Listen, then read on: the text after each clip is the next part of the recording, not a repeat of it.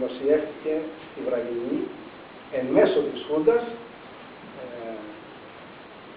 κάπου εκεί το Σεπτέμβριο, 29 Σεπτεμβρίου, την ημέρα που πέθανε ο Σεφέρης, και μιλάει για τους τυράννους.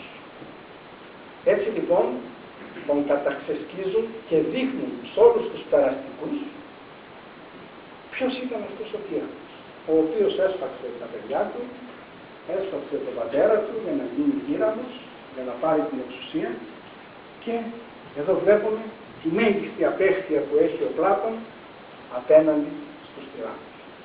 Απέχουν, λέει, από το αγαθό 729 φορές. Τα τρία στην έφτη. 729.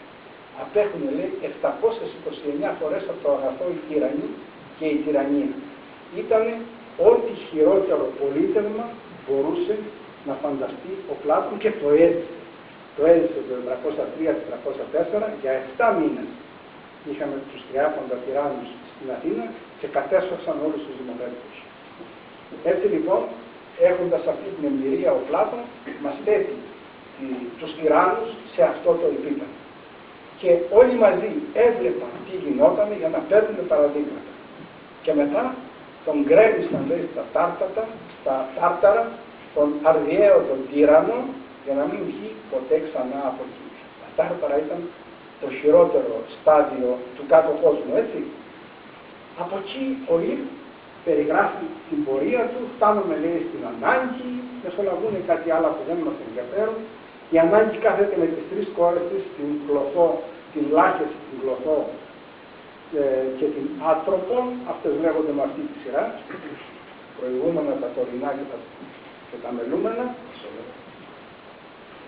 Και εκεί ένας άγγελος τους λέει ότι παίρνοντας κλήρους από την ποδιά της ανάγκης, τους πετάει μπροστά τους και λέει αυτοί οι κλήροι είναι με ποια σειρά προτεραιότητος θα επιλέξετε κλήρους ζωής, κλήρους βίου που θα ακολουθήσουν μετά. Αυτή είναι η σειρά, δεν είναι ο βίος, έτσι. Πρώτος, δεύτερος, τρίτος, τέταρτος κλπ. Ό,τι έπεσε στον καθένα. Και τους λέει και το υπέροχο, αιτία ερωμένη, Θεός ανεύθυνος. Η ευθύνη είναι δικιά σας, ο Θεός είναι ανεύθυνος. Δηλαδή, όλη σας η πορεία κάτω στη γη είναι, για να κάνετε τώρα αυτή την επιλογή, όλη σας η πορεία κάτω στη γη είναι για να αποκτήσετε διάκριση να κάνετε αυτή την επιλογή. Φέρατε μαζί σας από τη γη τη γνώση. Εντάξει, προσέξτε τώρα τι θα διαλέξετε. Έτσι λοιπόν, ο πρώτος λέει από τους... Ξέχασα να σας πω ότι προηγουμένως ανέβηκαν αυτοί όλοι από τη γη που είχαν ξεκυρώσει τα 1000 χρόνια και από τον ουρανό, χαιρετιών το λέει μεταξύ τους, και ο ένας έλεγε τι βιώματα πέρασε στον παράδεισο, τέλος πάντων στον παράδεισο, στον ουρανό, και ο άλλος στον κάτω κόσμο. Έτσι λοιπόν, ανταλλάσσοντας αυτές τις πληροφορίες, οι εξουράνοι ήταν καθαροί και φρεσκοτημένοι, οι άλλοι ήταν βρώμικοι, κατσούφιλες κλπ. Και άρχισαν σιγά σιγά να συνέρχονται και να γνωρίζονται, περνάνε από τον άγγελο που είπαμε, λέω, που τους είπε αυτά τα πράγματα, και φτάνουν πια σε έναν άλλο χώρο, όπου υπήρχαν κάτω οι κλήροι, όχι πια κλήροι, οι βίοι. Οι βίοι για τη ζωή που θα ακολουθήσουν τώρα που θα μετενσωματωθούν, που θα μπουν σε κάποιο σώμα. Έτσι λοιπόν τους είπε ο άγγελος, με την ησυχία σας, δεν υπάρχει βία.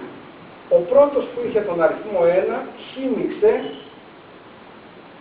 και πήρε, λέει, τον πλουσιότερο βίο που βρήκε, αλλά όταν τον άνοιξε και τον μελέτησε προσεκτικά, είδε ότι ήταν βίος τυράννου που είχε σκοτώσει τον πατέρα του, είχε φάει τα παιδιά του, όχι μόνο τα είχε σκοτώσει, τα είχε φάει κιόλα, και πήρε την εξουσία με τη βία και τυραννούσε και τον κόσμο της πολιτείας που διοικούσε. Αυτός μόλις είδε τι είχε επιλέξει, μετάνιωσε, αλλά πια δεν μπορούσε να κάνει πίσω. Ο άγγελος τους είχε προειδοποιήσει, προσέξτε τι θα τραβήξετε. Αυτός ήταν εξουρά. Εδώ θα ανοίξουμε λίγο τον πλήθο.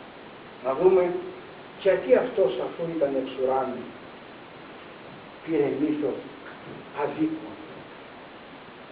ο οποίος θα γίνει δολοφόνος και θα πάει και τα παιδιά του. Αυτός ερχόταν από τον ουρανό, άρα ήταν δίκαιος για να έχει πάει εκεί πάνω. Εδώ ο Πλάτων μας κάνει τη μεγάλη ειδοποιώ διαφορά ότι μπορεί να ήταν στον ουρανό, αλλά ήταν δίκαιος εκ του νόμου. Δεν ήταν δίκαιος εκ φιλοσοφίας. Δεν ήταν δίκαιος εκ της γνώσεως. Ο φιλόσοφος είναι αυτός που θα φτιάξει τον εσωτερικό του νόμο. Ο φιλόσοφος διαθέτει ήθος για τον Πλάτωνα. Δεν διαθέτει ηθική. Η ηθική μπορεί και να μην έχει ήθος. Το ήθος όμως είναι παντού πανανθρώπου. Ο Πλάτωνας μετράει το ήθος με την έννοια της γνώσεως. Ήδη ο Σωκράτης έχει μιλήσει για το ουδείς εκόν κακός στο πρώτο βιβλίο της πολιτείας.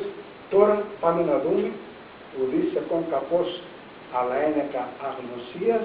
Κανείς δεν είναι κακός με τη θέλησή του, αλλά ένεκα αγνωσίας. Έτσι λοιπόν, αυτοί που διαθέτουν ήθος, το ήθος τους είναι πανανθρώπινο, είναι να προσφέρουν στους άλλους ανθρώπους και σε καμία περίπτωση δεν περιορίζεται σε κράτη, σε θρησκείες και σε τέτοιου είδους. Άρα λοιπόν ο Πλάτων πάει να φτιάξει ένα φιλόσοφο, ο οποίος φιλόσοφος έχοντας εσωτερικό νόμο πάβει να έχει ανάγκη του εξωτερικού νόμου. Το νόμο της πολιτείας. Γιατί έχει υπερβεί το νόμο της πολιτείας.